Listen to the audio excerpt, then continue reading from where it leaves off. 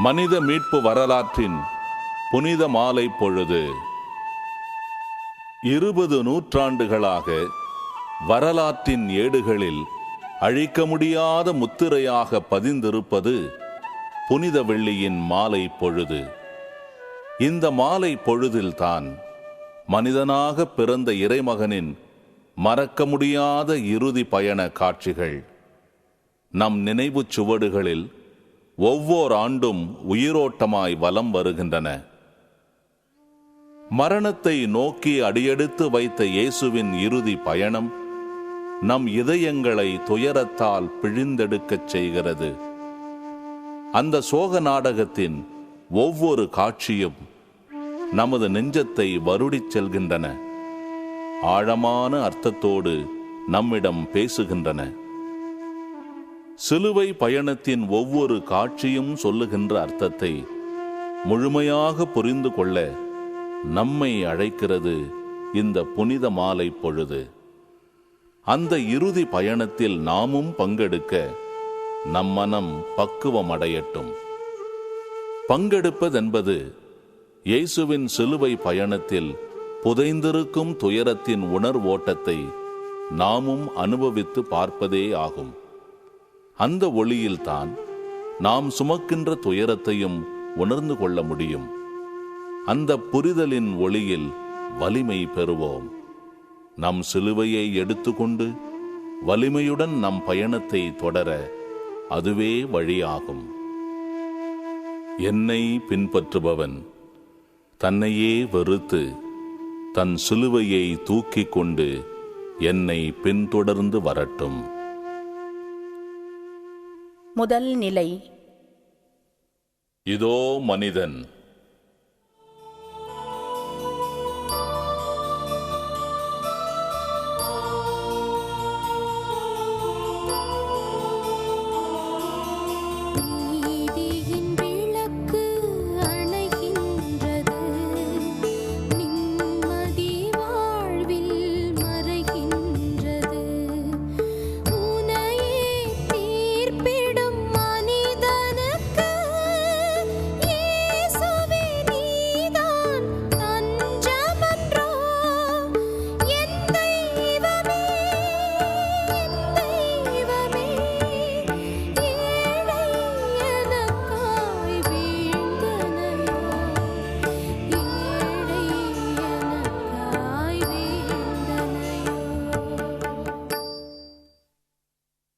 இறைமகன் இயேசுவுக்கு மரண தண்டனை.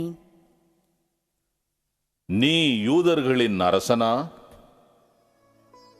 எனது ஆட்சி இவ்வுலக ஆட்சி போன்றதல்ல. அது இவ்வுலக ஆட்சி போன்றதாய் இருந்திருந்தால் நான் யூதர்களிடம் காட்டிக் கொடுக்கப்படாதவாறு என் காவலர்கள் போராடியிருப்பார்கள். ஆனால் என் ஆட்சி இவ்வுலகிலிருந்து வந்ததல்ல. பிலாத்து அவரிடம், அப்படியானால் நீ அரசன் தானோ என்று கேட்க, இயேசு சொன்னார், அரசன் என்று நீர் சொல்லுகிறீர். உண்மையை எடுத்துரைப்பதே என் பணி. இதற்காகவே நான் பிறந்தேன், இதற்காகவே உலகிற்கு வந்தேன். உண்மையை சார்ந்தவர் அனைவரும் என் குரலுக்கு செவி சாய்க்கின்றனர். பிலாத்து மறுமொழியாக கேட்கிறான், உண்மையா? அது என்ன? ரோமையர்களின் அதிகாரியான பிலாத்து இயேசுவிடம் இனிமேலும் விசாரணை செய்ய தேவையில்லை என்பதை அப்போது உணர்கிறான்.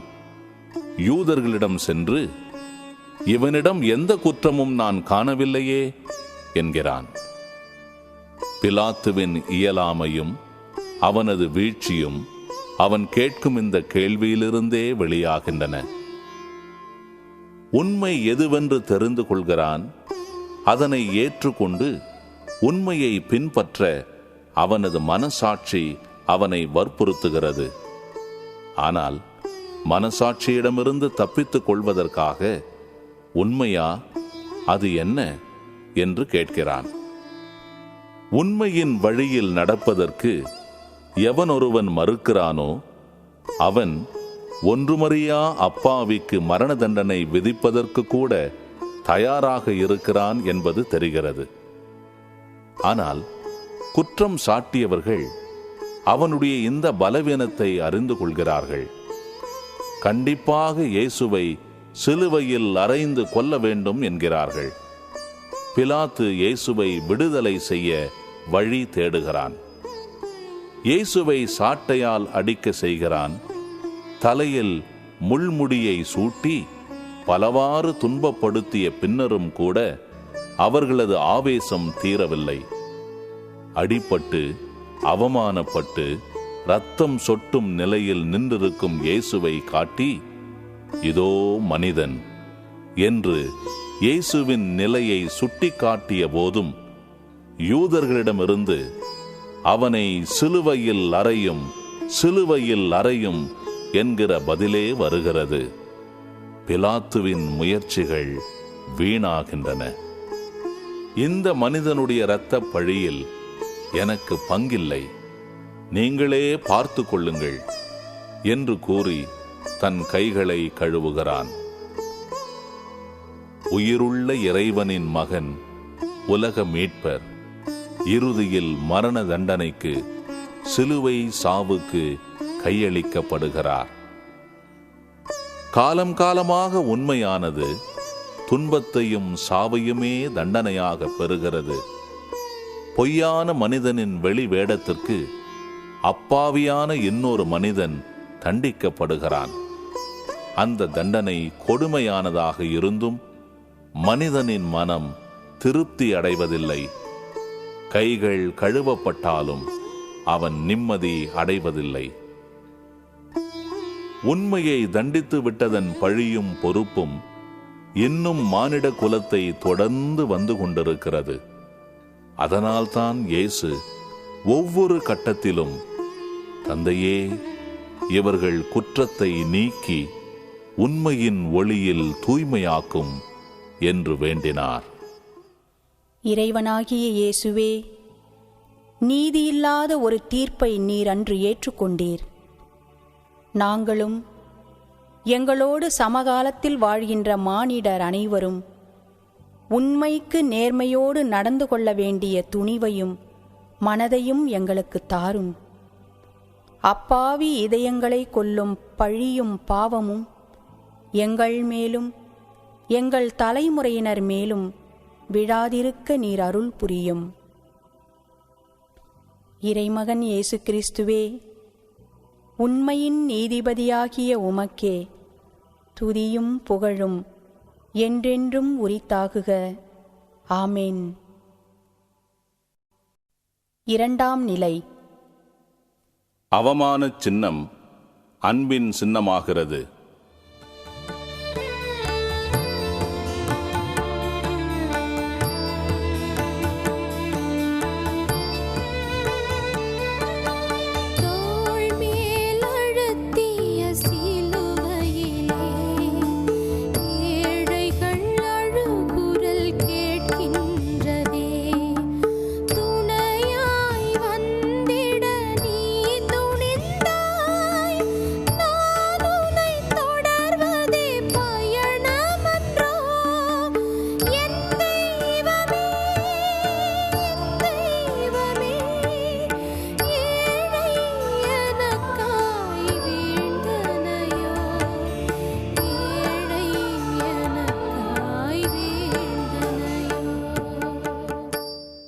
இயேசுவின் தோளில் சிலுவை மரம் சுமத்தப்படுகிறது.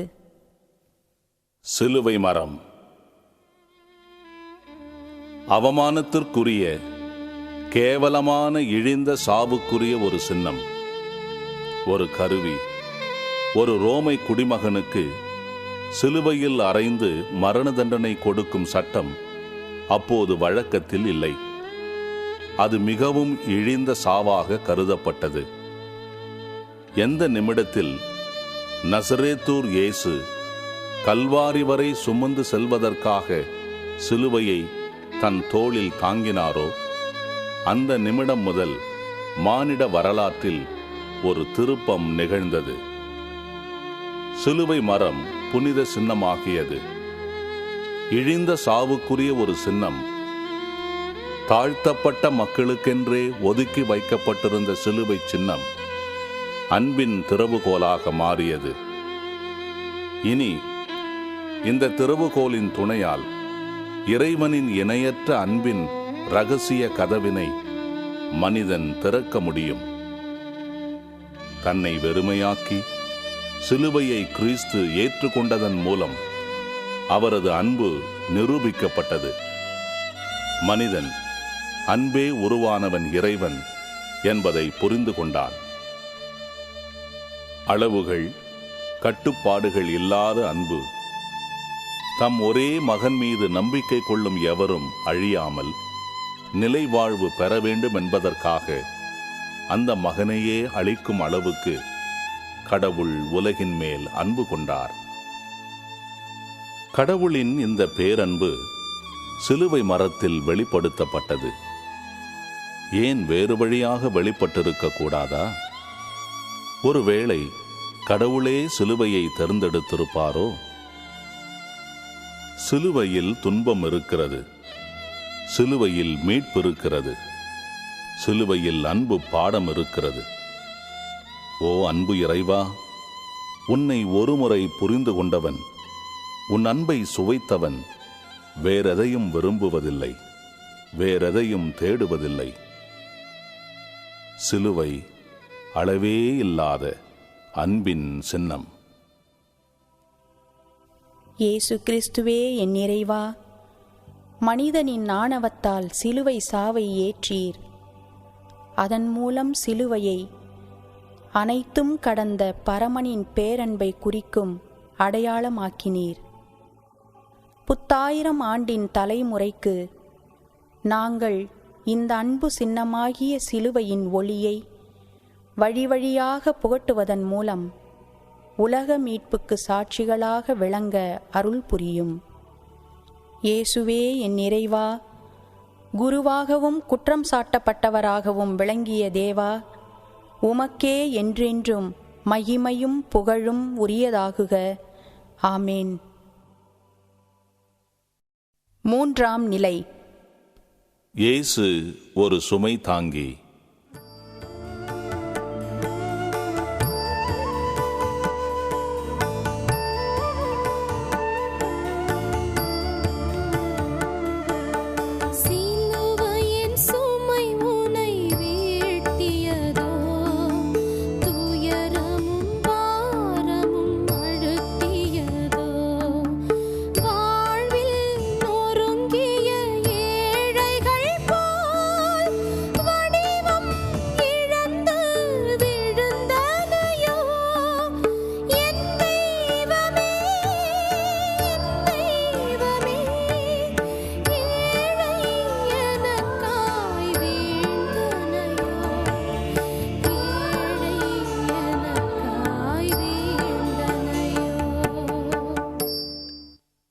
இயேசு முதல் முறையாக கீழே விழுகிறார். இறைவன் நம் அனைவரின் தீச்செயல்களையும் அவர் மேல் சுமத்தினார்.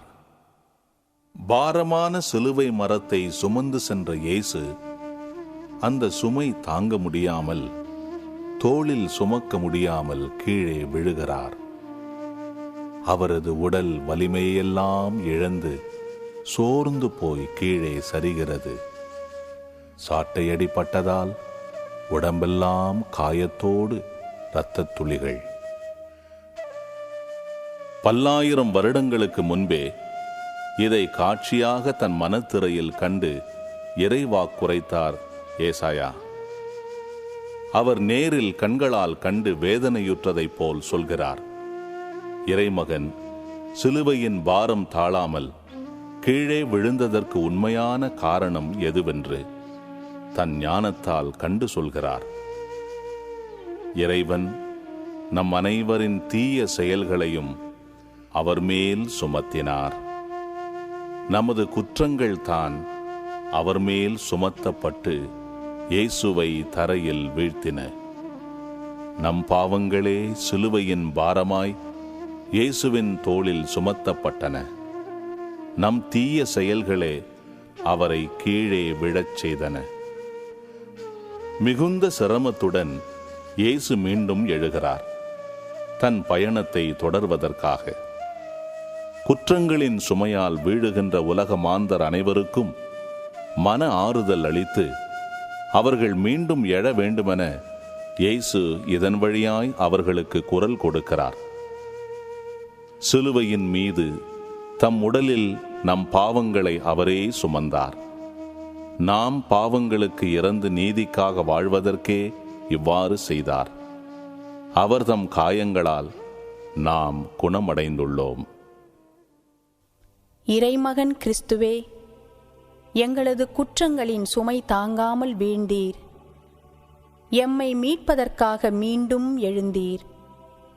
எங்கள் உலக வாழ்வில் குற்றங்களின் சுமை தாங்காமல் வீழ்கின்ற அனைவரும் அவற்றினின்று மீண்டு எழுந்து தங்கள் பயணத்தை தொடர்வதற்கான சக்தியை அருளும்.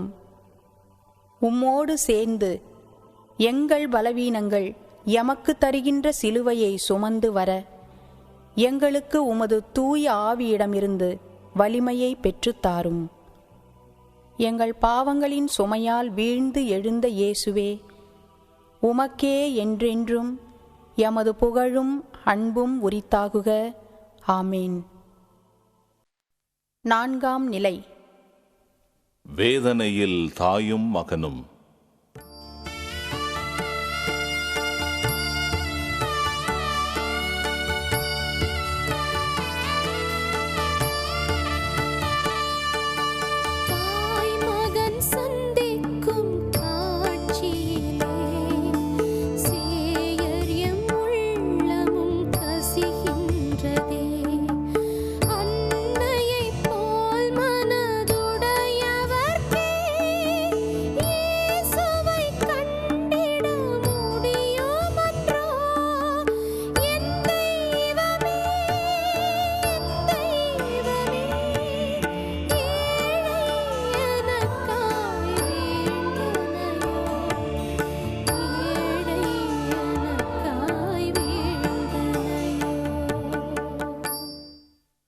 இயேசு தன் அன்னையை சந்திக்கிறார். மரியா, அஞ்ச வேண்டாம், கடவுளின் அருளை கண்டடைந்துள்ளீர். இதோ கருவுற்று ஒரு மகனை பெறுவீர், அவருக்கு இயேசு என்னும் பெயரிடுவீர். அவர் பெரியவராயிருப்பார், உன்னத கடவுளின் மகன் எனப்படுவார். அவருடைய தந்தை தாவீதின் அரியணையை ஆண்டவராகிய கடவுள் அவருக்கு அளிப்பார். அவர் யாக்கோபின் குடும்பத்தின் மீது என்றென்றும் ஆட்சி செலுத்துவார். அவருடைய ஆட்சிக்கு முடிவே இராது. இவ்வார்த்தைகள் மரியாவின் இதயத்தில் ஆழமாக பதிந்திருந்தன. தனிமையில் இந்த வார்த்தைகளின் கனாகனத்தை பற்றி சிந்திக்கலானாள். துயரமான சிலுவையை தூக்கி கொண்டு அவளது அன்பு மகன் நடந்து செல்லும் வழியில் மகனை சந்திக்கிறாள். அன்னையின் இதயம் சுக்குநூறாகிறது. இதற்காகவோ அந்த மகனை பெற்றாள்? துயரம் அன்னையை வாட்டி எடுக்க அன்றொரு நாள் வானக தூதன் சொன்ன வார்த்தைகளை நினைத்து பார்க்கிறாள். இப்படி துயரப்பட்டு சிலுவையை சுமந்து செல்லும் மகனா இந்த உலகை ஆளப்போகிறான்? மரண தண்டனை பெற்று சாவை நோக்கி செல்லும் இந்த மகனா முடிவில்லாத அரசினை ஆளப்போகிறான்? இப்படித்தான் மரியாவின் மனித இயல்பு கொண்ட மனம் சிந்தித்திருக்க வேண்டும். மனித இயல்பில் இவை அர்த்தமுள்ள நியாயமான கேள்விகள்தான். முதலில் வானதூதன் அவளிடம் பேசிய பொழுது அவள் சொன்ன மறுமொழியை நினைவுக்கு கொண்டு வருகிறாள். இதோ நான் இறைவனின் அடிமையானவள், உமது வார்த்தையின்படி எனக்கு ஆக கடவது. இந்த மறுமொழி நினைவுக்கு வந்ததும் அவளுக்கு எல்லாம் புரிகிறது. அவளது மறுமொழி சிலுவையின் வழியாக நிறைவேற்றப்படுகிறது. அவள் பெற்ற தாயாயிருப்பதால் அவள் உதரத்தில் பிறந்த மகனை கண்டு தாயுள்ளம் துயரில் வெந்து நோகிறது. ஆனாலும் வானதூதனிடம் அன்று அவள் சொன்னது போல் இறைவனின் விருப்பத்தை ஏற்றுக்கொள்வதற்கு தன்னை தயாராக்குகிறாள். உமது வார்த்தையின்படி எனக்கு ஆக கடவது. இப்படி பக்குவமடைந்த அவள் தன் துயரங்களோடு ஒரு தாயாக சிலுவையை தழுவிக்கொண்டு சாவுக்கு தீர்ப்பிடப்பட்ட தெய்வ மகனோடு கூட நடந்து செல்லும் நிலைக்கு தயாராகுகிறாள். சிலுவையை கடந்து செல்லும் மனிதர்களே, என் இதயத்தை சுக்கு நூறாக்கி சுடுகின்ற இந்த வேதனையைப் போல் நீங்கள் யாராவது அனுபவித்திருக்கிறீர்களா?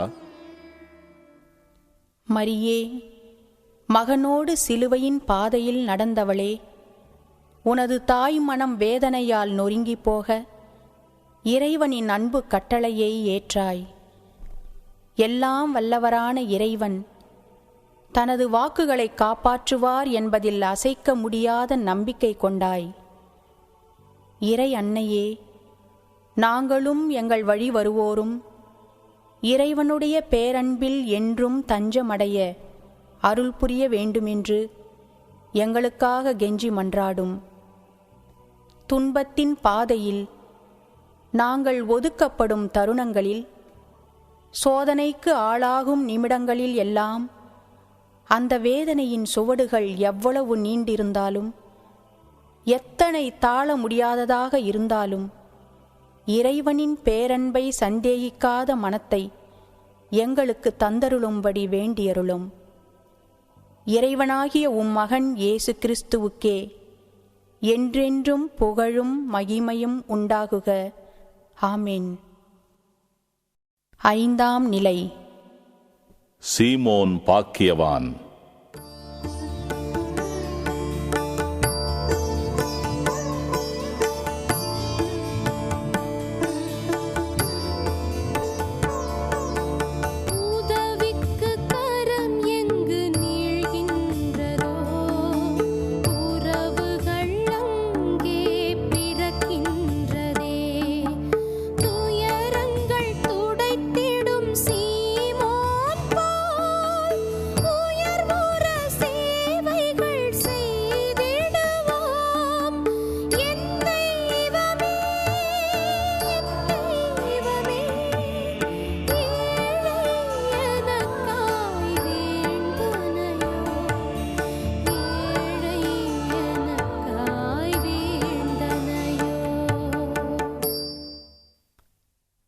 இயேசு சிலுவையை சுமந்து செல்ல சீமோன் உதவி செய்கிறார். சீரேன் ஊரை சேர்ந்த சீமோன் என்பவர் வயல்வெளியிலிருந்து வந்து கொண்டிருந்தார். படை வீரர்கள் இயேசுவின் சிலுவையை சுமக்கும்படி அவரை கட்டாயப்படுத்தினார்கள். இயேசு தள்ளாடி தள்ளாடி சிலுவை சுமந்து கொண்டு போவதை பார்த்த ரோமை படை வீரர்கள் பயந்தார்கள். தண்டிக்கப்பட்ட இந்த மனிதன் கிழிப்பட்ட சதையோடும் இரத்தத்தோடும் தோளில் சிலுவை மரத்தை சுமந்து கொண்டு கொல்கொத்தா வரை நடந்துவிட முடியுமா? ஒருவேளை இடையிலேயே உயிர் போய்விடுமோ? சிலுவையில் மரண தண்டனை நிறைவேற்ற முடியாமல் போய்விடக் கூடுமோ என பயந்தார்கள். அந்த வழியில் யாராவது வருகிறார்களா என பார்த்தார்கள். அப்போதுதான் சீமோன் அவர்கள் கண்ணில் படுகிறார். அவரிடம் சிலுவையை இயேசுவோடு சேர்ந்து சுமக்கும்படி வற்புறுத்துகிறார்கள். ஆனால் சீமோன் இதை எதிர்பார்க்கவில்லை. கனமான அந்த சிலுவையை சுமப்பதற்கு அவர் முதலில் மறுத்திருக்க வேண்டும். மேலும் குற்றவாளி என தண்டிக்கப்பட்டிருக்கும் ஒருவனோடு அவமான சின்னமாகிய சிலுவையை தோளில் சுமந்து செல்ல எந்த மனிதன் ஒப்புக்கொள்வான்? அது அவனுடைய கௌரவத்திற்கு இழுக்கல்லவா? சிலுவையை சுமக்க சீமோன் விரும்பவில்லை. இருந்தாலும் அரைமனதோடு இயேசுவுக்கு உதவி செய்ய ஒப்புக்கொள்கிறார். பாரமான சிலுவையின் சுமையோடு இயேசு சீமோனை வரவேற்கிறார். தவக்கால சங்கீதத்தில் வருகின்ற இப்பாடல் வரி நம் பார்வையை ஆழப்படுத்துகின்றன. மனிதர்களால் குற்றம் சுமத்தப்பட்டிருக்கும் பரிசுத்தமான தெய்வம் தன் சிலுவையை தன்னுடைய அடியாருக்கு பரிசாக வழங்குகிறது என்னும் ஆழமான பொருளை சொல்கின்றன. தம் சிலுவையை சுமக்காமல் என்னை பின்பற்றி வருவோர் என்னுடையோர் என கருதப்பட தகுதியற்றோர் என்று சீடரிடம் சொன்னவர் அல்லவா? அப்படியெனில் சீமோன் இயேசுவிடமிருந்து இப்பரிசை பெற தகுதியுடையவராயிருக்கிறார். அன்று யூதர் கூட்டம் சீமோன் இயேசுவின் சிலுவையை சுமக்க உதவியதை இழிவாக கருதினாலும் மீட்பின் பணியின் பார்வையிலே சீமோன் ஒரு புதிய மாண்பை பெறுகிறார். இறைமகன் இயேசு இவ்வகையில் சீமோனையும் தம் மீட்பு பணியில் பங்கு கொள்ள செய்கிறார். சீமோன் இதை அன்று உணர்ந்திருப்பாரா? நம்மிலும் எத்தனையோ சீமோன்கள் இயேசுவோடு சிலுவையை சுமந்து செல்ல அழைக்கப்படுகின்றோம். அந்த அழைப்பை ஏற்றுக்கொள்கிறோமா அல்லது மறுத்து ஒதுக்குகிறோமா? ஓ இயேசு கிறிஸ்துவே, உமது சிலுவையை சுமந்து வரும் மிக பெரும் மாண்பை சீரேனான சீமோனுக்கு வழங்கியிருக்கிறீர். எம்மையும் அதுபோல் மானிடர் யாவரையும் சிலுவையின் நிழலில் வரவேற்றருளும். நாங்கள் பிறர் சுமையை தாங்குவதற்கு எப்போதும் தயாராயிருக்கும்படியான பெரிய மனத்தை தந்தருளும். தனிமை, பசி, நோய், அநீதி ஆகிய துன்பங்களினால் பிறர் நசுக்கப்படும்போது அவர்களுக்கு முகம் கொடுக்காமல் நாங்கள் நழுவுகின்றோம். அந்த சுயநல தீயிலிருந்து எங்களை விடுவியும். ஒருவர் மற்றொருவரின் சுமைகளை பங்கிட்டு கொள்ளும் நல்ல மனம் தாரும்.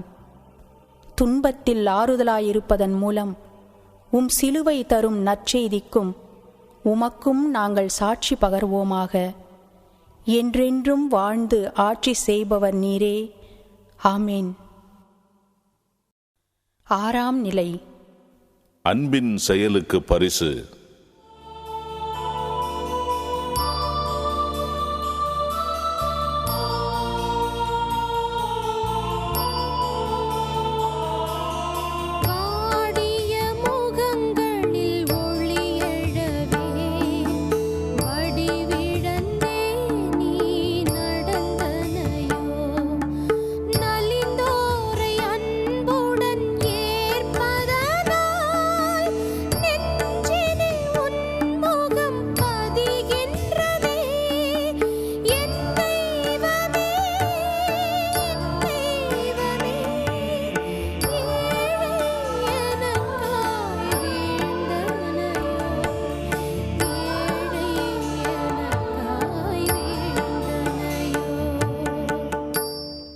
வெரோனிகா இயேசுவின் திருமுகத்தை துடைக்கிறாள்.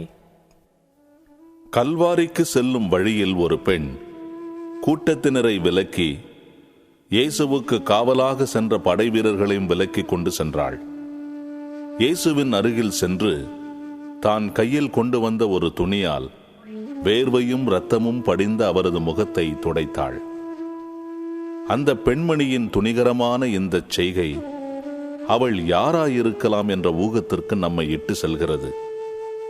ஒருமுறை யூத சமூகத்தினரால் விபச்சாரி என்று பழிக்கப்பட்ட ஒரு பெண்ணுக்காக இயேசு பரிந்து பேசிய காட்சி நம் நினைவுக்கு வருகிறது. இயேசுவின் பாதங்களை வாசனையுள்ள பரிமள தைலத்தால் பூசி தன் கூந்தலால் துடைத்து விடுகிறாள். இதை பார்த்து கொண்டிருந்தவர்களோ இயேசுவை ஏளனம் செய்து விமர்சிக்கிறார்கள். அவளது செயலை எதிர்க்கிறார்கள். இயேசு சொல்கிறார், ஏன் இப்பெண்ணுக்கு தொல்லை கொடுக்கிறீர்கள்? அவர் எனக்கு செய்தது முறையான செயலே. இவள் இந்த நறுமண தைலத்தை எனது உடல் மீது ஊற்றி எனது அடக்கத்திற்கு ஆயத்தம் செய்தாள். இந்த வார்த்தைகள் வெரோனிகாவுடைய செயலுக்கு பொருத்தமானதாக இருக்கிறது. இந்நிகழ்ச்சி ஒரு ஆழ்ந்த உண்மையை நமக்கு வெளிப்படுத்துகிறது. இந்த உலகத்தின் மீட்பர் வெரோனிகாவிற்கு தன் முகபிம்பத்தையே பரிசாக வழங்கியிருக்கிறார். துணியில் பதிந்த இயேசுவின் பிம்பம் நமக்கெல்லாம் ஒரு நற்செய்தியை சொல்கிறது.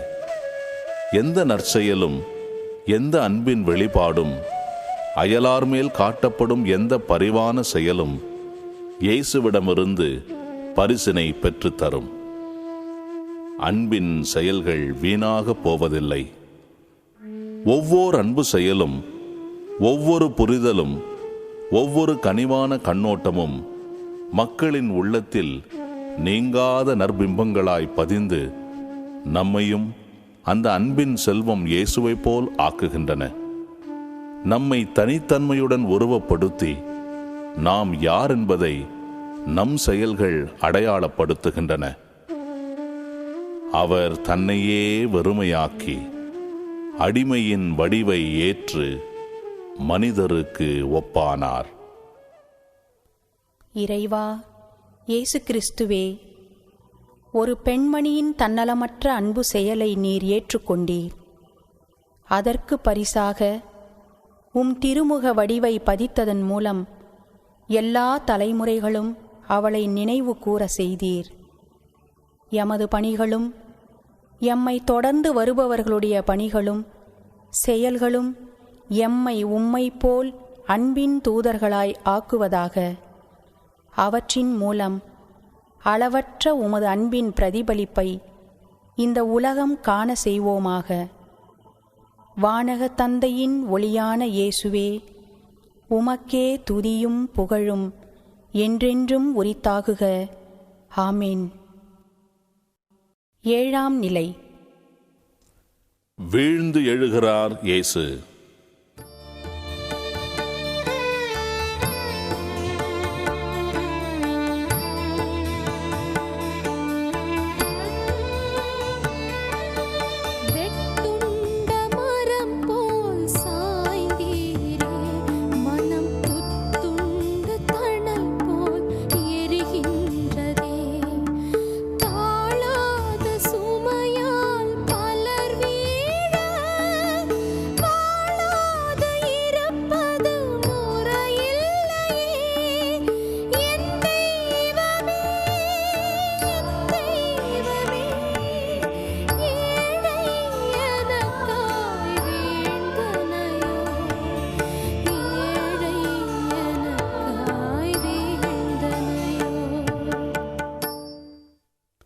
இயேசு 2ஆம் முறை கீழே விழுகிறார். நானோ ஒரு புழு, மனிதனில்லை. மானிடரின் நிந்தைக்கு ஆளானேன், மக்களின் இகழ்ச்சிக்கு உள்ளானேன். புழுதியில் ஒரு தெய்வ மகனின் உடல் கிடக்கிறது. குற்றம் சுமத்தப்பட்டு சிலுவை மரத்தை தோளில் தாங்கி சென்ற அவர் சோர்ந்து சக்தி இழந்து உடல் தள்ளாடி மீண்டும் கீழே வீழ்கிறார். அவரது உடலில் இருந்த சக்தியெல்லாம் சிறிது சிறிதாக அவரை விட்டு நீங்க மயங்கி கீழே விழுகிறார். வீழ்ந்து கிடக்கும் அவரை காணும் பொழுது, நானோ ஒரு புழு, மனிதனில்லை. மானிடரின் நிந்தைக்கு ஆளானேன், மக்களின் இகழ்ச்சிக்கு உள்ளானேன் என்கிற திருப்பாடல் வரிகளே நம் நினைவுக்கு வந்து நம் இதயத்தை வருடுகின்றன. வீழ்ந்த இயேசு அவரது சக்தியெல்லாம் ஒன்று கூட்டி மெதுவாக எழுந்து தன் பயணத்தை தொடர்கிறார். மானிடரான நமக்கு இந்த காட்சி எதை உணர்த்துகிறது? அதிலும் 2வது முறையாக மண்ணில் வீழ்ந்த தெய்வம் கூறும் செய்தி என்ன? வீழ்ந்த மானிடரே எழுமின், உங்கள் சக்தியெல்லாம் ஒன்று கூட்டி எழுங்கள். எழுந்து நமது சிலுவையின் பயணத்தை தொடருங்கள் என்று வீழ்ந்தவரை எழச் சொல்கிறார்.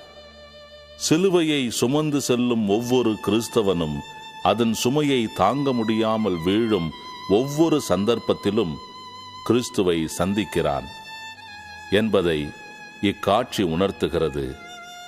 கிறிஸ்துவும் கல்வாரிக்கு செல்லும் பயணத்தின் பாதையில் ஒவ்வொரு கிறிஸ்தவ மகனையும் மகளையும் சந்தித்து இந்த நற்செய்தியை சொல்கிறார். என் அருள் உனக்கு போதும், வலுவின்மையில் தான் என் வலிமை நிறைவாய் வெளிப்படும்.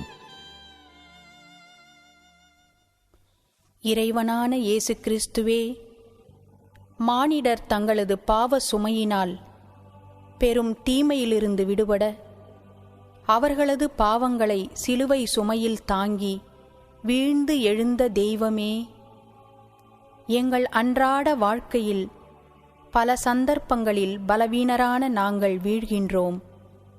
அந்த வேளைகளில் நாங்கள் எழுந்து கொள்வதற்கு வேண்டிய வலிமையை தாரும். வீழும் வேளைகளில் நீர் எம்மை தாங்கி எழச் செய்யும் சக்தியாக விளங்குகிறீர் என்னும் நற்செய்தியை எம் தலைமுறையினர் உணர்வாராக. என்றென்றும் வாழ்ந்து ஆட்சி செய்யும் உமக்கே துதியும் புகழும் உரித்தாகுக. ஆமீன். 8ஆம் நிலை. எனக்காக அழ வேண்டாம்.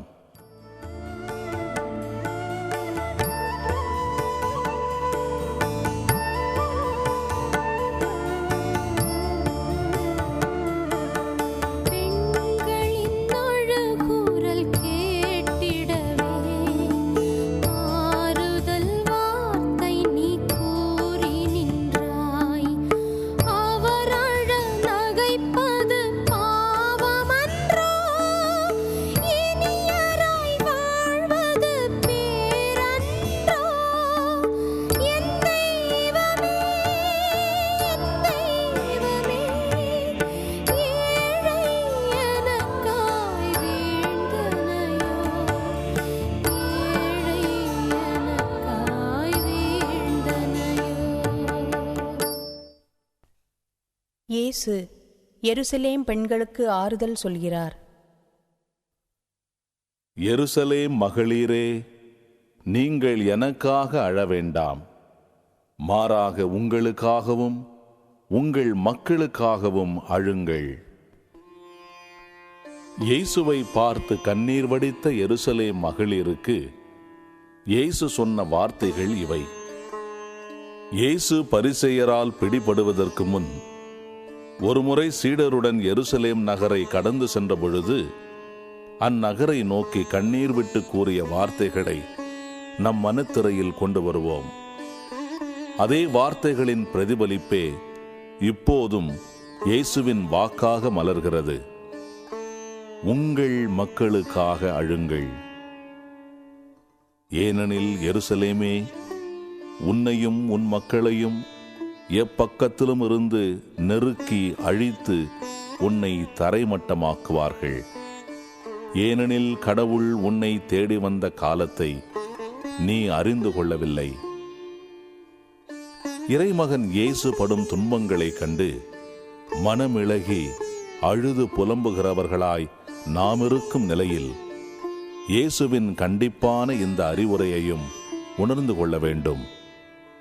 பச்சை மரத்துக்கே இவ்வாறு செய்கிறார்கள் என்றால் பட்ட மரத்துக்கு என்னதான் செய்ய மாட்டார்கள்? இதுவே தகுந்த காலம். இன்றே மீட்பு நாள். நம் ஒவ்வொருவருக்கும் இதை கூறி அழைக்கிறார் மீட்பின் தேவன். இதோ நான் உங்களிடம் வந்து கதவை தட்டுகிறேன். என்னுடைய குரலை கேட்பவன் கதவை திறக்கிறான். நான் அவனுள் வருகிறேன், அவனோடு உண்கிறேன், அவனும் என்னோடு வாழ்கிறான். என்னை தேடி கண்டடைந்தவன் நான் வெற்றி கொண்டு என் தந்தையோடு அரியாசனத்தில் அமர்ந்திருப்பது போல விண்ணகத்தில் என்னோடு அரியாசனத்தில் அமர்வான். இயேசுவின் மொழிகள் நம் இதயத்திற்கு கேட்கிறதா? ஓ இயேசு கிறிஸ்துவே, மீட்பை எதிர்நோக்கி காத்திருக்கும் எம்மை சந்திக்க நீர் இவ்வுலகிற்கு வந்தீர். எம் தலைமுறை உமது மீட்பின் வருகையை கண்டுகொள்ளவும் உயிர்ப்பின் கனிகளை பெற்றுக்கொள்ளவும் அருள் செய்யும். பெருங்கருணையும் பேரிரக்கமும் மிகுந்த எம் தந்தை நீட்டிய அருட்கரத்தை அறியாமல் மறுத்து ஒதுக்கி எங்கள் வருங்கால தலைமுறை அதனால் அழுது புலம்ப செய்யாதேயும். சீயோன் மகளான கன்னிமரியின் மகனாய் பிறந்த இயேசுவே, உமக்கே என்றென்றும் மகிமையும் புகழும் உண்டாகுக. ஆமேன். 9ஆம் நிலை. தன்னையே தாழ்த்தி கொண்டார்.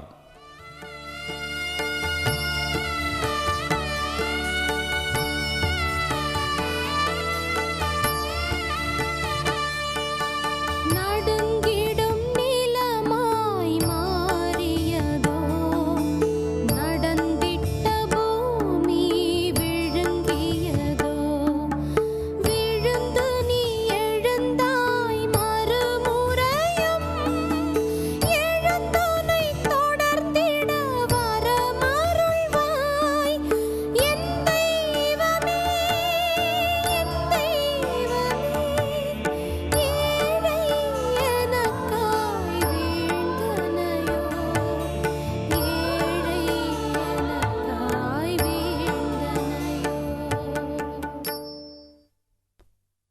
இயேசு 3ஆம் முறை கீழே வீழ்கிறார். சிலுவை மரத்தின் சுமை தாங்க முடியாமல் இதோ மீண்டும் கீழே விழுகிறார் இறைமகன் இயேசு. இந்த மனிதன் எழுந்து விடுவானா என்று சுற்றியிருக்கும் கூட்டம் ஆச்சரியத்துடன் அலைமோதுகிறது. 3ஆம் முறையாக இயேசு கீழே வீழ்ந்து கிடக்கும் இந்த காட்சி தெய்வமகன் இயேசு தன்னையே வெறுமையாக்கி மனித நிலைக்கு தாழ்த்தி கொண்டு ஒரு அடிமையைப் போல் இறைவனுக்கு கீழ்ப்படிந்திருந்ததன் மேன்மையை நமக்கு உணர்த்துகிறது. இயேசு சீடர்களிடம் தொண்டினை ஏற்பதற்கு அல்ல, தொண்டு ஆற்றுவதற்கே நான் வந்திருக்கிறேன் என்று தம்மை பற்றி சொல்லியிருக்கிறார். கடைசி இரவு உணவு அருந்திய மேலறையில் இயேசு பந்திக்கிடையே எழுந்து தம் சீடரின் கால்களை கழுவினாரே, தரைவரை குனிந்து முத்தமிட்டாரே. அப்படி தம்மை தாழ்த்தி கொண்டதெல்லாம் தன்னை பின்பற்றுபவரும் தாழ்வினை ஏற்றுக்கொள்வதற்காகத்தானா? சுமை தாங்காமல் சோர்ந்து சிலுவையின் கீழ் வீழ்ந்து கிடக்கும் இந்த மனிதனை பார்த்து திகைப்படைய வேண்டாம். இந்த தெய்வ மனிதன் ஏற்றுக்கொண்ட சிலுவை மரணத்தில் தான் வாழ்வின் ஊற்றும் ஒளியும் புதையுண்டு கிடக்கிறது.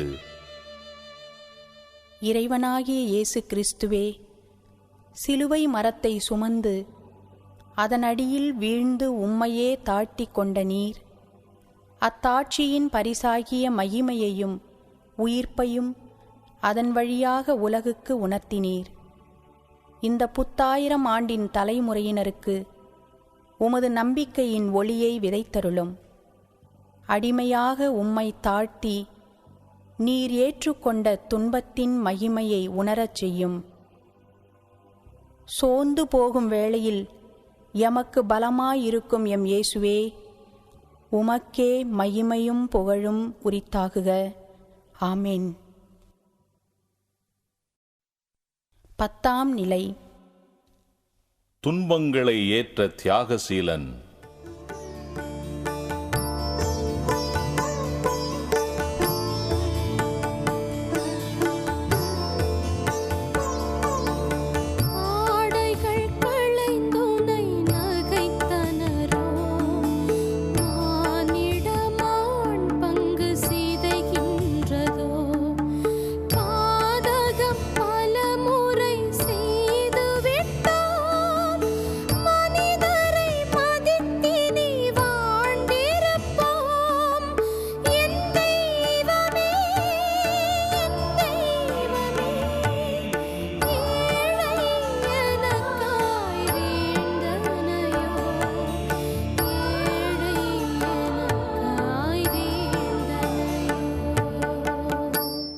இயேசுவின் ஆடைகளை உரிகிறார்கள்.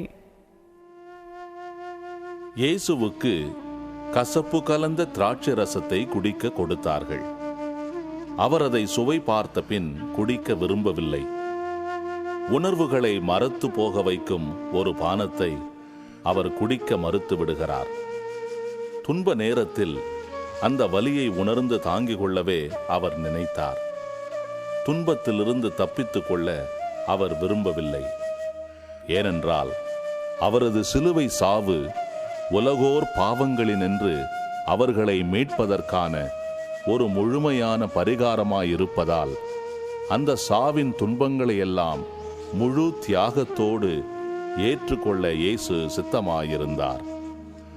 அதனால்தான் உயிர் போகின்ற வரையிலும் தன் ஒவ்வொரு வலியையும் ரணத்தையும் துன்பத்தையும் முழு மனதோடு தாங்கிக் கொள்ள விழைந்தார். துன்பத்தின் ஒவ்வொரு துளியையும் முழுமையாய் அனுபவிக்க அவருக்கு முழு சுதந்திரமும் விழித்து கொண்டிருக்கும் மனமும் உடலும் தேவையாயிருந்தன. மனிதனது செயல்களை இயக்குவதற்கு மனசாட்சியும் அவனுக்கு அளிக்கப்பட்டிருக்கும் சுதந்திரமுமே முக்கிய காரணிகளாக அமைந்துள்ளன. ஆனால் மனிதனுடைய மனசாட்சியை இருட்டாக்குவதற்கு உலகில் பல வழிகள் உள்ளன. அவற்றை கவனமாக நாம் களைந்தெறிய வேண்டும். மனித குலத்தின் கௌரவத்திற்கு இழுக்கு நேரா வண்ணம் மனித துன்பத்தை மாற்றும் எந்த முயற்சியும் இருக்க வேண்டும். இயேசு கிறிஸ்துவே இறைவா, எம்மை மீட்பதற்காக சிலுவை சாவினை முழுமனதோடு ஏற்றுக்கொண்டீர். சிலுவையில் நீர் செய்த தியாகத்தின் பலியில் நாங்களும் இவ்வுலக மக்கள் அனைவரும் பங்கு பெற செய்யும். அதன் வழியாக நாங்கள் யார், நாங்கள் செய்வது என்ன என்பதை அறிந்து முழு மனதோடும் முழு சுதந்திரத்தோடும் உம்மோடு பங்காற்ற அருள் புரியும். எங்கள் குருவாகவும் எங்களுக்காக தண்டனை ஏற்றவராகவும் விளங்கும் எம் இயேசுவே, உமக்கே மகிமையும் புகழும் என்றென்றும் உண்டாகுக. ஆமீன். 11ஆம் நிலை. எல்லையில்லா பேரன்பு எல்லாம் தாங்கியது.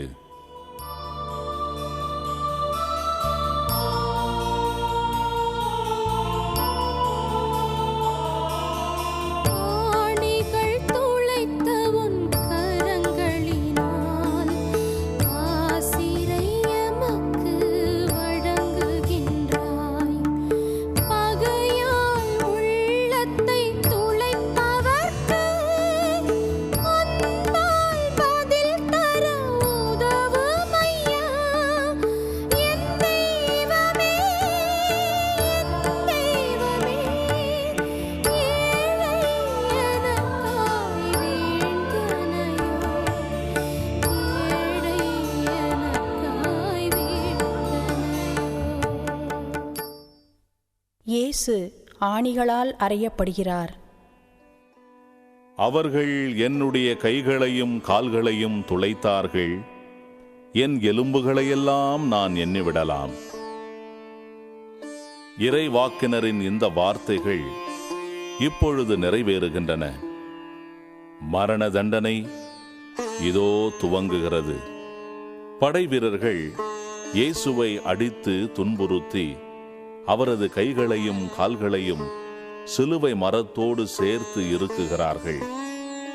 அவருடைய மணிக்கட்டுகளில் ஆணிகள் அறையப்படுகின்றன. சொல்லவொண்ணாத வேதனையில் துடித்து துவண்டு போகின்ற அந்த உடலை அறையப்பட்டிருக்கும் ஆணிகள் தானே தாங்க வேண்டும். இயேசுவின் வலப்புறம் ஒருவனும் இடப்புறம் ஒருவனுமாக இரு கள்வர்களை அவருடன் சிலுவையில் அறைகின்றார்கள். இறை வாக்கு அன்று உரைக்கப்பட்டது, இன்று நிறைவேறுகிறது. காவலர்கள் சிலுவையை தூக்கி நிறுத்தியதுமே சொல்ல முடியாத வேதனையும் துன்பமும் இன்னும் கூடுகிறது. 3 மணி நேரங்கள் தொடர்ந்து இந்த துன்பத்தை அவர் தாங்க வேண்டும். முன்னர் உரைத்தது எல்லாம் நிறைவேறுகிறது. நான் மண்ணிலிருந்து உயர்த்தப்படும் போது அனைவரையும் என்பால் ஈர்த்து கொள்வேன். தண்டிக்கப்பட்டு துன்பத்தோடு தொங்கிக் கொண்டிருக்கும் இயேசு நம்மை ஈர்த்து கொள்வது எப்படி? இரத்தம் சொட்ட சொட்ட வேதனைகளை தாங்கிக் கொண்டிருக்கும் அந்த தூயவரை சிலுவையில் கண்டதுமே நம் கண்கள் பனிக்கின்றன. துயரத்தால் இதயம் விம்முகிறது. ஆனால் நம்மில் எழும் இந்த துயரமும் இரக்கமும் மட்டும் போதுமா? அவர்வால் நம்மையும் நம் வாழ்வையும் ஒப்படைத்து கரை சேர தலைமுறை தலைமுறையாக இந்த காட்சி எத்தனையோ கோடி மக்களை தன்பால் இழுத்து சிலுவையை அவர்களது நம்பிக்கையின் முதல் அடையாளமாக கொள்ள வைத்திருப்பது எத்தனை ஆச்சரியம்! மண்ணிலிருந்து சிலுவை மரத்தில் உயர்த்தப்பட்ட கிறிஸ்து இந்த உலக மாந்தர் அனைவரையும் தம்பால் ஈர்த்து கொள்வாராக. வாருங்கள், சிலுவையின் நிழலில் அன்போடு நடந்து செல்வோம். சிலுவையில் உயர்த்தப்பட்ட கிறிஸ்துவே, சிலுவை மரத்தில் அறையப்பட்ட பேரன்பே, அந்த சிலுவையை எமது மீட்பின் சின்னமாக நாங்கள் உணர்வோமாக. உமது காயங்களாலும் நீரடைந்த துன்பங்களாலும் ஈர்க்கப்பட்டு உம்மோடு வாழ்ந்து அந்த துன்பங்களை அனுபவித்து மரிக்க எங்களுக்கு வரம் தாரும். என்றென்றும் தந்தையோடும் பரிசுத்த ஆவியோடும் வாழ்ந்து ஆட்சி செய்யும் எங்கள் இறைவா. ஆமேன். 12ஆம் நிலை. உயிரையும் துறந்தார்.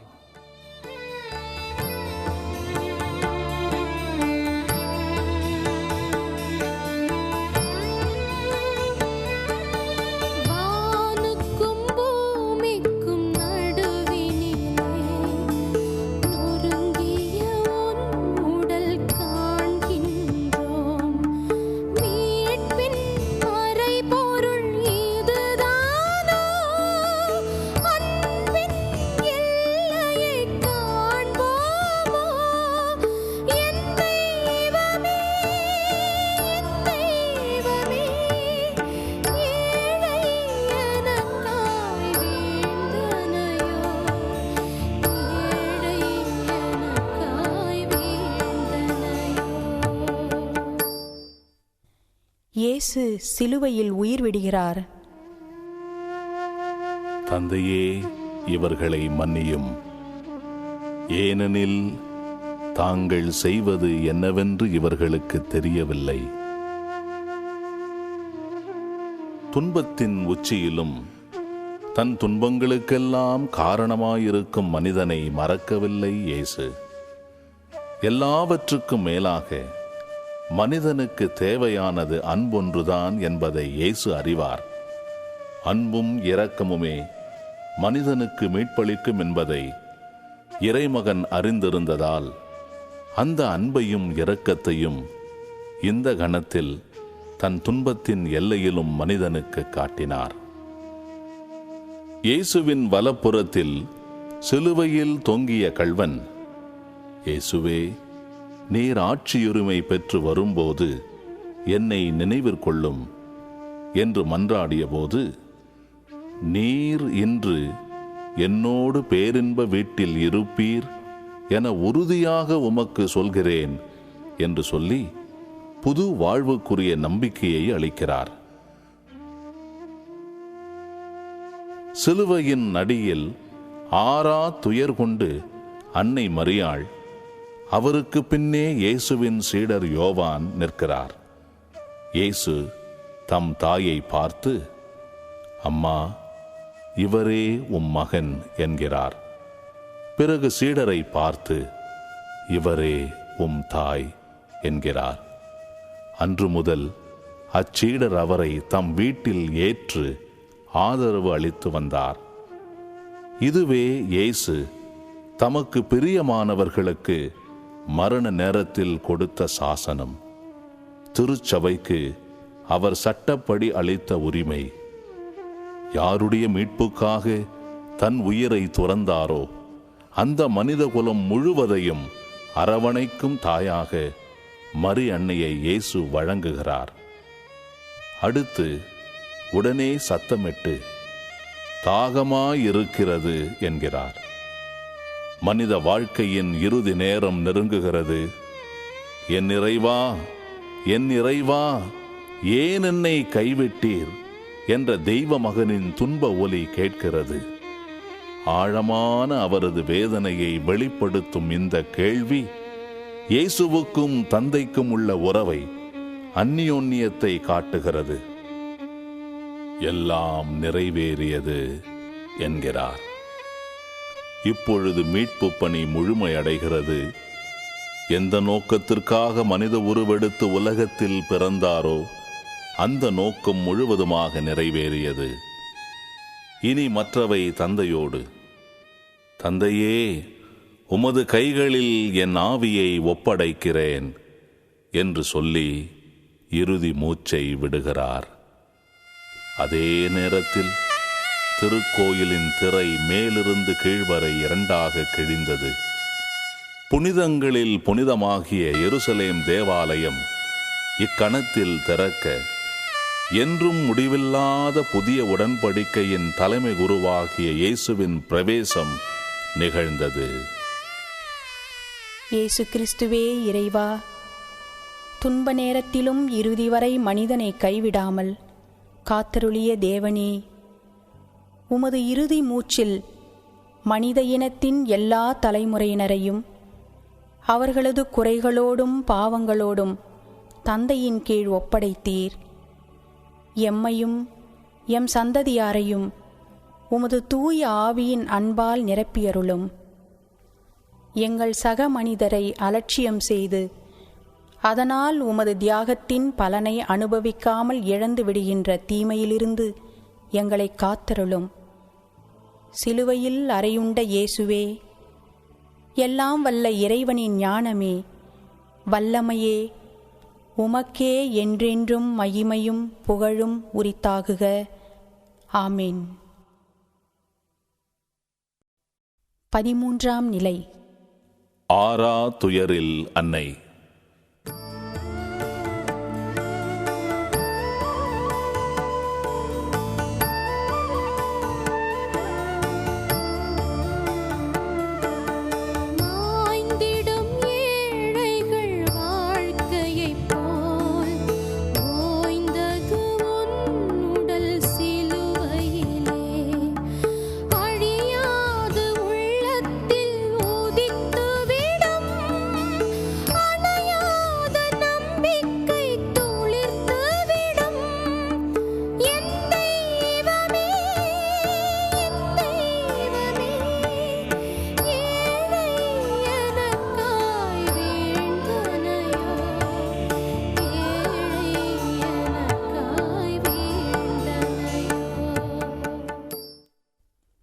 இயேசு சிலுவையிலிருந்து இறக்கப்பட்டு அன்னையின் மடியில் கிடத்தப்படுகிறார்.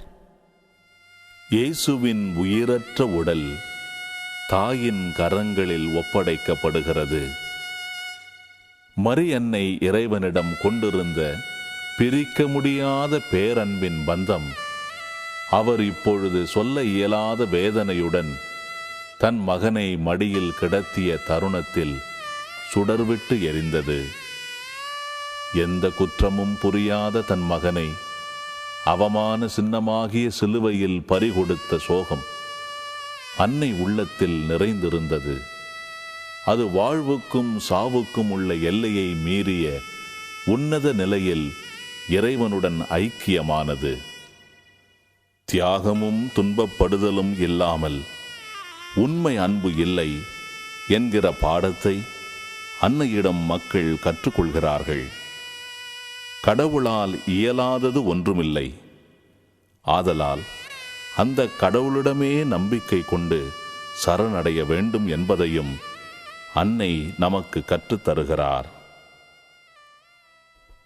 ஆறா துயரின் எல்லையில் முழுமையான அன்பையும் தியாகத்தையும் வெளிப்படுத்திய அன்னையே, நாங்களும் உம்மை போல் எங்கள் இறுதி மூச்சு வரை சிலுவையின் நிழலை விட்டு அகலாமல், துன்பங்களைக் கண்டு பின்வாங்காமல், முழு விசுவாசத்தோடும் நம்பிக்கையோடும் இறைவனை பற்றி கொள்ள வரமருளுமாறு எமக்காக கெஞ்சி மன்றாடும்.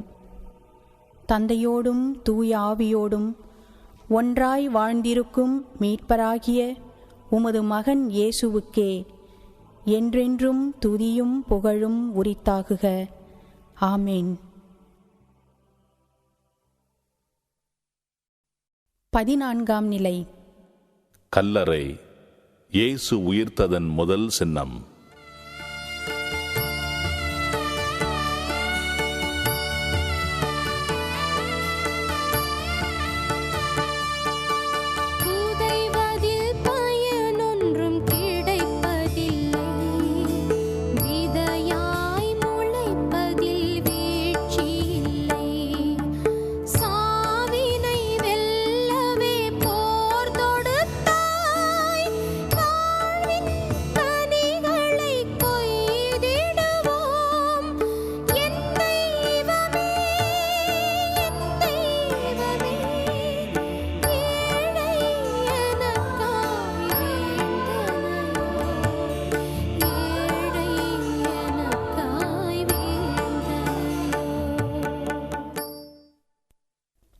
இயேசு கல்லறையில் அடக்கம் செய்யப்படுகிறார். கோதுமை மணி மண்ணில் விழுந்து மடியாவிட்டால் அது அப்படியே இருக்கும். அது மடிந்தால்தான் மிகுந்த விளைச்சலை அளிக்கும். இயேசுவுடைய மனித வாழ்க்கையின் இறுதி கட்டம் கல்லறையே. உயிரற்ற இயேசுவின் உடல் கல்லறையில் அடக்கம் செய்யப்படுகிறது. கல்லறையை மூடி வைத்த கல் இந்த இறுதி பயணத்தில் அவரது மீட்பு பணியின் கடைசி சின்னமாக இருக்கலாமோ என்றால் அதுதான் இல்லை. இயேசுவை அடக்கம் செய்த கல்லறை இன்னும் சிறிது காலத்தில் தந்தையின் உன்னதத்தில் உயர்த்தப்பட இருக்கும் இறைமகனின் புகழையும் மகிமையையும் பறைசாற்றும் முதலிடமாக திகழ இருக்கிறது. அன்று ஆயத்த நாள், ஓய்வு நாளின் தொடக்கம். ஓய்வு நாள் கழிந்த பின் வாரத்தின் முதல் நாள் விடியற் காலையிலேயே இயேசுவின் உடல் மேல் பூசுவதற்காக தயார் செய்திருந்த நறுமண பொருள்களை எடுத்துக்கொண்டு பெண்கள் கல்லறைக்கு சென்றார்கள். கல்லறை வாயிலில் இருந்த கல் அகற்றப்பட்டிருந்தது. உள்ளறையில் இயேசுவின் உடலை காணவில்லை. அங்கு துணிகளையும் இயேசுவின் தலையை மூடியிருந்த துண்டையும் கண்டார்கள். யோவான் சீமோன் பேதுருவுடன் கல்லறையை காண வந்தபொழுது இப்படித்தான் நிகழ்ந்தது. மற்ற சீடரும் உள்ளே சென்றார், கண்டார், நம்பினார். திருச்சபையும் அவரோடு சேர்ந்து இயேசு உயிர்த்தார் என்பதில் விசுவாசம் கொண்டது. இயேசு உயிர்த்ததால் வெற்றிடமான கல்லறை வெற்றியின் சின்னமாக கருதப்படுகிறது. அது பொய்மையின் மேல் உண்மை கொண்ட வெற்றி, தீமையின் மேல் நன்மை கொண்ட வெற்றி, பாவத்தை வென்று அன்பு கொண்ட வெற்றி, சாவின் மேல் வாழ்வு கொண்ட வெற்றி. இயேசு கிறிஸ்துவே இறைவா, பரிசுத்த ஆவியின் வல்லமையால் சாவின் இருளிலிருந்து புதிய வாழ்வின் ஒளிக்கு மகிமையோடு அழைத்து செல்லப்பட்டீர். வெற்றிடமாக்கப்பட்ட கல்லறையினின்று நாங்களும் எங்கள் வழிவரும் தலைமுறையினரும் உயிருள்ள விசுவாசத்தையும் தகர்க்க முடியாத நம்பிக்கையையும் எல்லையற்ற அன்பின் ஒளியையும் பெற்றுக்கொள்ள அருள் தாரும். இயேசுவே, உமது வாழ்க்கையாலும் சாவின் மேல் கொண்ட வெற்றியாலும் உலகின் வரலாற்றில் அழிக்க முடியாத தடம் பதித்தவரே, உமக்கே என்றென்றும் துதியும் புகழும் உரித்தாகுக. ஆமேன்.